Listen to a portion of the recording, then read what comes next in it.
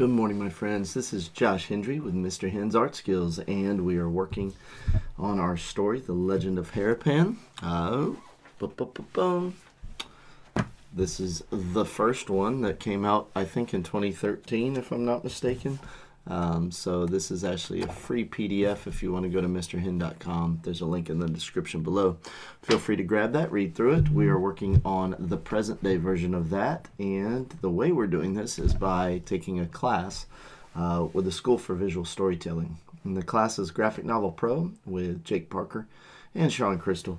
And last week we were working on our thumbnails, and I am still working on them because I'm trying to be ridiculously ambitious, probably to a silly degree. But at any rate, they were recommending we do 10 to 20 pages just to sort of have that as a working model to go from, and then you could go back after the class is over and kind of complete the entire thing, or use what you create as kind of an advertising piece to get your work out there and possibly get a publisher invested.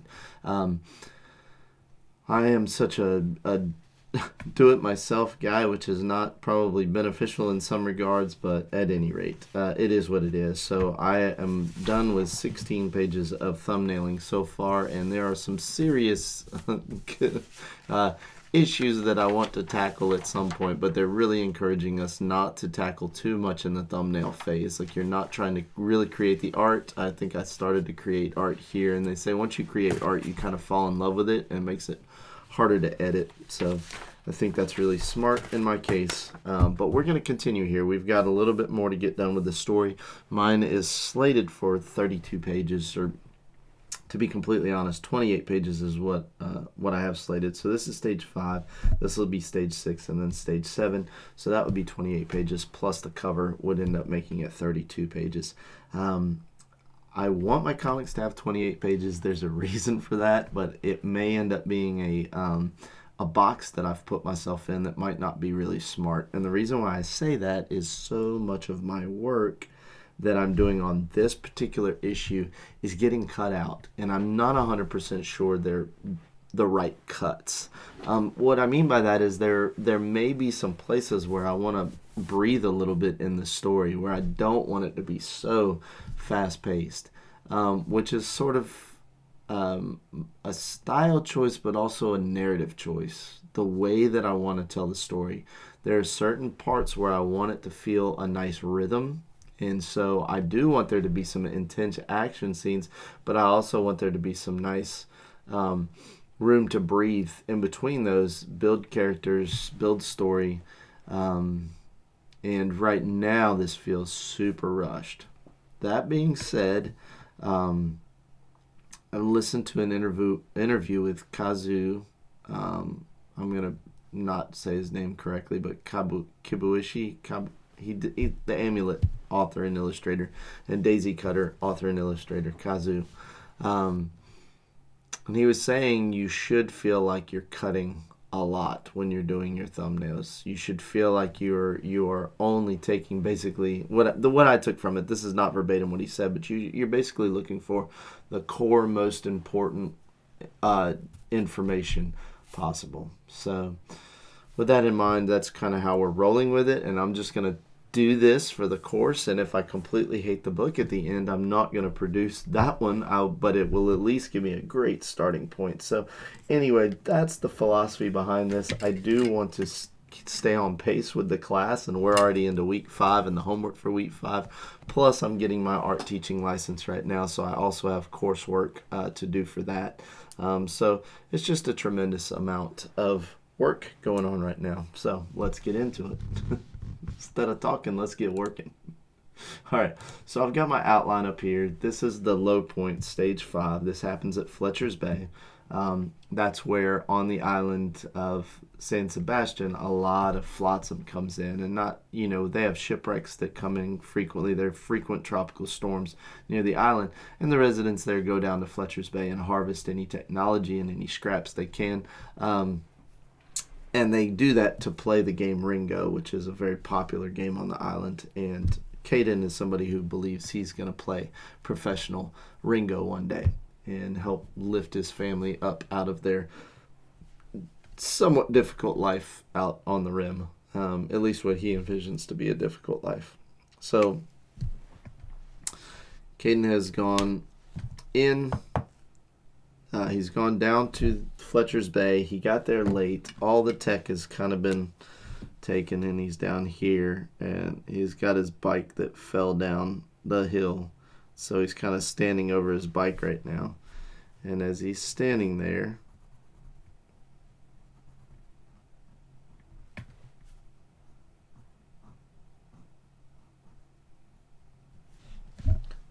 some kids start screaming and run out of this culvert, this big culvert that's down there.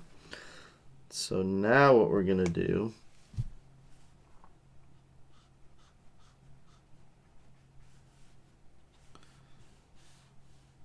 I don't know if we want to do this as 2 panels, but I think he's going to be kind of interested in what's going on here. So we got him sort of peeking in.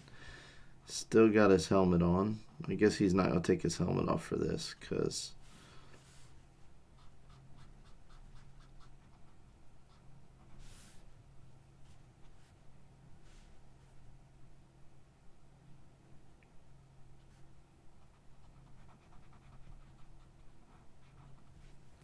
all right.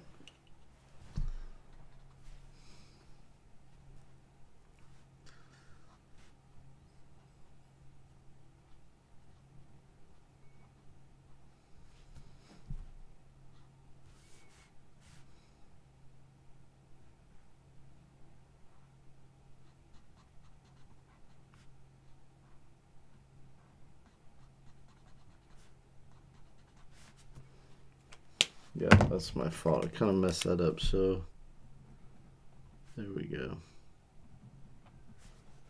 His head should be kind of sticking around that, so we'll see if he does that or not, but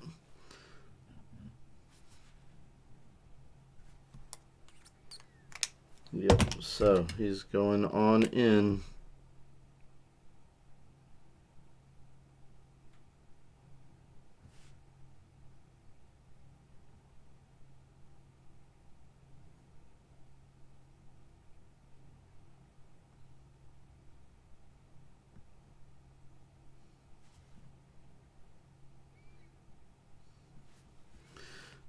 I think maybe that wasn't the best. Probably right there is the best. Okay. So we're just trying to get this black, dark area cleared up. We want his head to be kind of bigger here with his helmet on, and I kind of drew him in the wrong spot, but that's all right. That's enough to get the idea across, hopefully. He's kind of peeking his head in, looking into this area. Let's see, we come down here. There we go. Something like that. Got the bars. Got the bars. Okay, he's kind of peeking in. He's curious as to what they found. Then we want him going in there.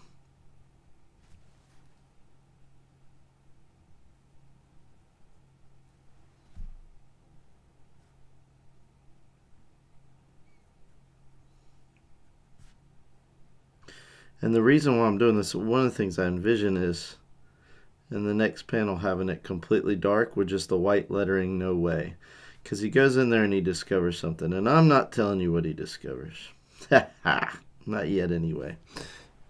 And I don't know if when I get to those pages when that is revealed if I'm going to, I don't know. I haven't decided if I'm going to share that yet. That's kind of a good part of the story that I don't want to give away yet. But we'll see. All right. That's the rest of the panel right there. Okay. Now I want it to look like he has stepped inside here, so I'm going to darken him in a little bit.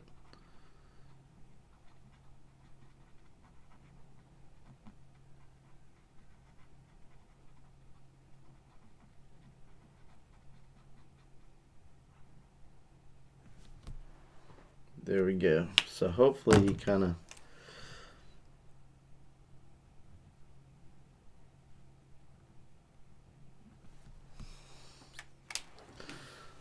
so there he kind of steps in. Then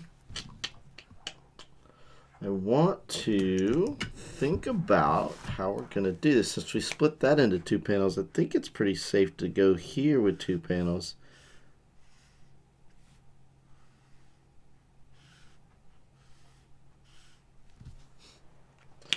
And the gutter is what gives us our time, to let us know that time has passed. Do one nice big black panel here. Probably should be using a chisel tip for this, but this is pretty quick and I like it. So, but since we're talking about it, let's see if a chisel tip works just as fast or even faster. If this is a chisel tip. Oh, it's not a chisel tip. Ha!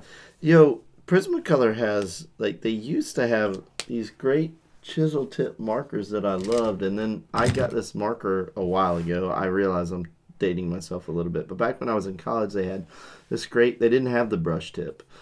They had the chisel tip and then a pointy part. And I think with Copic marker's success, they must have changed their formula to kind of catch up with Copic's thing, and they lost one of the reasons why I loved their markers. So, what do you know about that?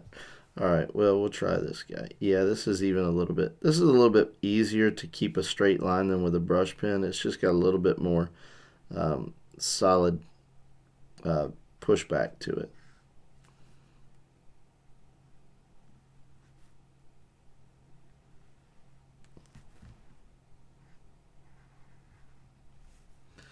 Now, if I were smart, I would probably do this and just do a white pen to build that gutter back. So we'll try and be smart.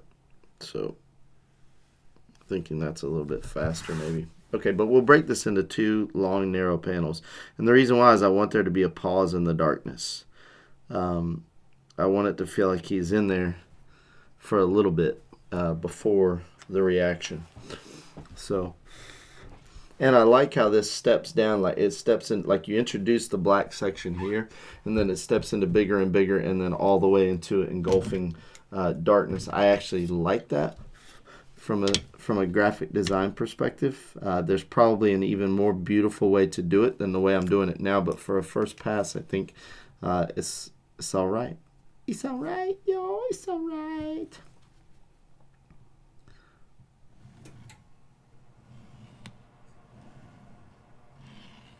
Alright, so there is the gutter, which indicates the passage of time.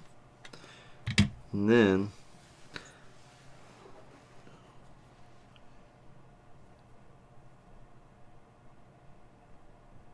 no way. Exclamation point.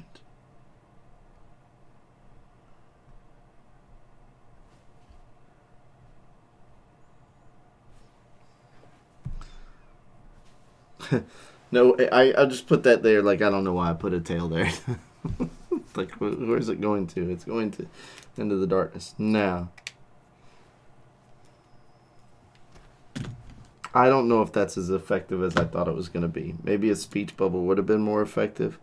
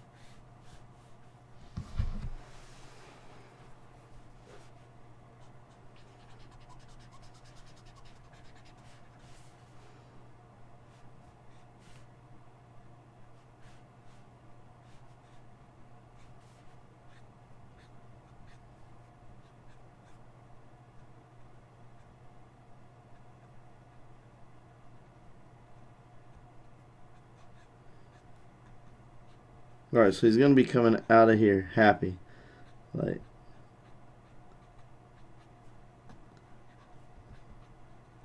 kind of at an angle, running like this. This will all be black. He's going to have a speech bubble over here. Okay, so speech bubble is going to say, where's my pen? Mom and Becca are never going to believe this. Mom and Becca are never going to believe this. Okay.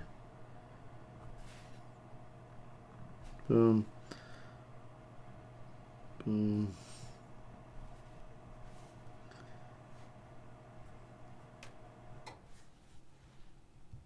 Okay. Good deal. All right. Do our black around here. Do do do do do do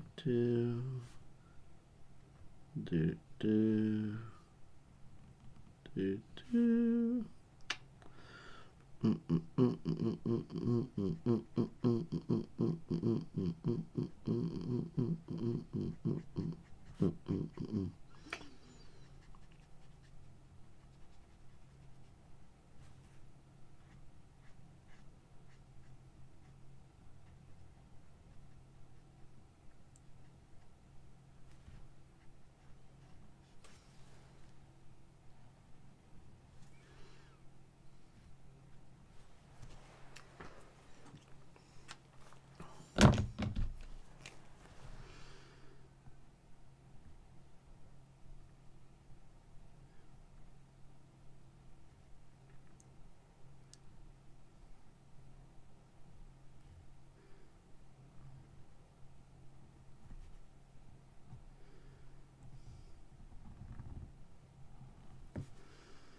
That's supposed to be him, but he's supposed to be wearing a helmet, but the drawing is not the best, but that's all right.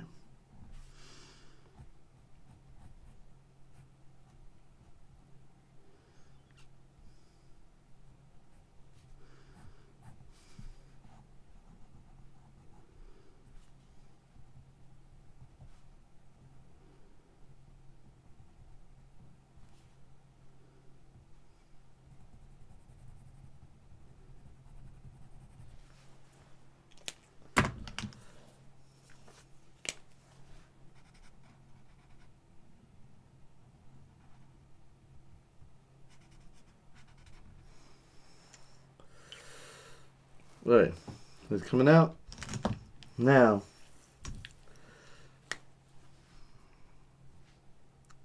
I should have just drawn him jumping on his bike right here. That would have been much cooler.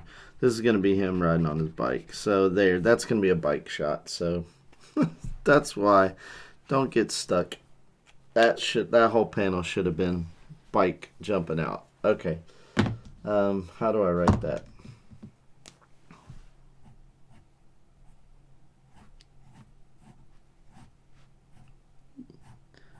Yeah, because this is just a chance for him to show off yet again his... And he's going to be jumping out, and he's going to have this bike scene. Okay, so now we're on stage 6. Stage 6 is no longer the low point. All right, we're going to have... boom. Climax. Climax. Okay, and this is going back to Caden's house. Okay, so here we go. On the way back, Caden hears a faint buzzing. No way, impossible. Buzzing gets closer. How could they know? Caden steers into the hub market. 2 drones appear overhead. Drone R1572, scanning for lost cargo. Drone R1573, location, hub market, San Sebastian. Caden slices across the scene. The chase is on. Caden's skills are really put to the test. We see him flying through the market, weaving in and out of merchant tents and tarps to escape the drones. He eventually finds a gutter system and a long enough tunnel. Eventually, Caden rides through a neighborhood into the woods and arrives at home. Thinking he has lost the drones, Caden carelessly drops his bike off at the front of the house and excitedly runs inside. Caden, Mom, Becca, come here, you gotta see this. Calm down. Becca, what is it? Caden gently lays his messenger bag down on the table, unclips the straps, and he opens the flaps and reveals da-da-da. And then we go on. Da-da-da, da-da, da-da. While Caden and Annie argue, Becca watches. Da-da, da-da, da-da. Oh my goodness.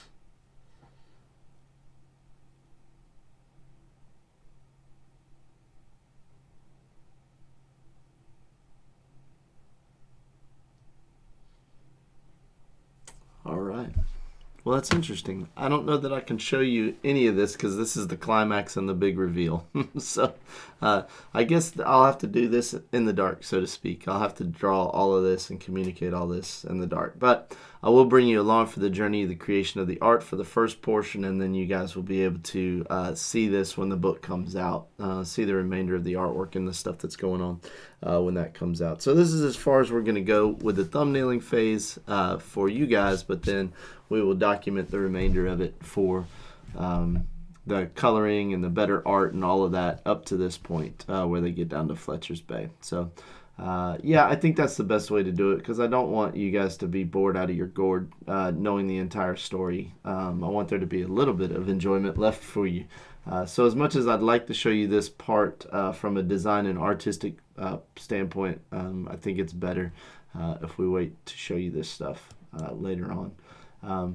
But I'm very, very grateful that you guys joined today. Thank you so much. And I'm going to continue on off screen, and I'll be back once we get to the next phase of development. All right. So thank you guys so much for joining. As always, have a great day.